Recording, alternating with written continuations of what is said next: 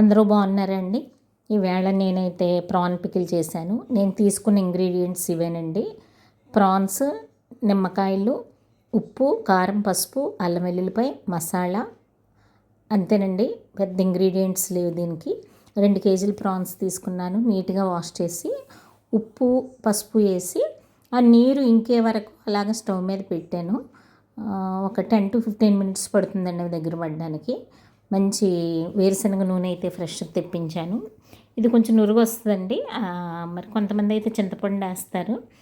అలాగా మగ్గించుకుని వాటర్ అంతా ఎగిరిపోయిన రొయ్యలు ఉంటాయి కదండి, వాటిని వేయించడానికి ఒక 10 మినిట్స్ వరకు పట్టింది. నేను మరీ గట్టిగా అయితే వేయించలేదు. తినేటప్పుడు బాగా గట్టిగా ఉంటే తినలేమండి.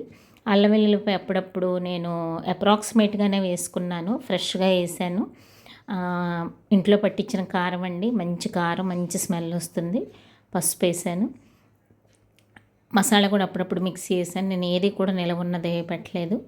ఇవన్నీ కొంచెం మంచిగా స్మెల్ వచ్చి బాగా వేగిన తర్వాత అల్లం వెల్లుల్లిపాయ బాగా వేగాలండి, మంచి బ్రౌన్ కలర్లోకి రావాలి. నేను ఒక 5-6 మినిట్స్ వేయించాను. తర్వాత కారం అవి కూడా వేసిన తర్వాత ఈ రొయ్యలు కూడా అందులో కలుపుకొని కాసేపు ఉంచాక స్టవ్ కట్టేసాను.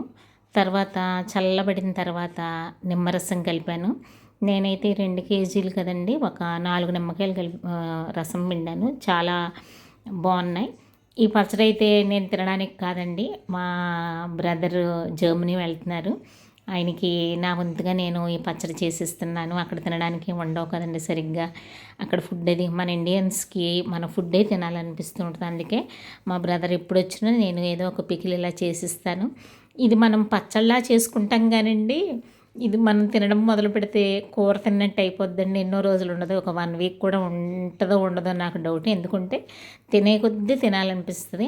ఇదే పచ్చడి మనం బయట కొనాలంటే ఓ 1500 నుంచి 1000 రూపాయల పైనే తీసుకుంటాడండి. అదే మనం ఇలా తెచ్చుకొని చేసుకుంటే చక్కగా మనకి ఇష్టమైన వాళ్ళకి ఇలా ఇచ్చుకుంటే వాళ్ళు తిన్నప్పుడల్లా మనం జ్ఞాపకం చేసుకుంటారు, మనకు అలా బ్లెస్సింగ్స్ ఇస్తారు కదండి. Thank you. బాగుంది వీడియో.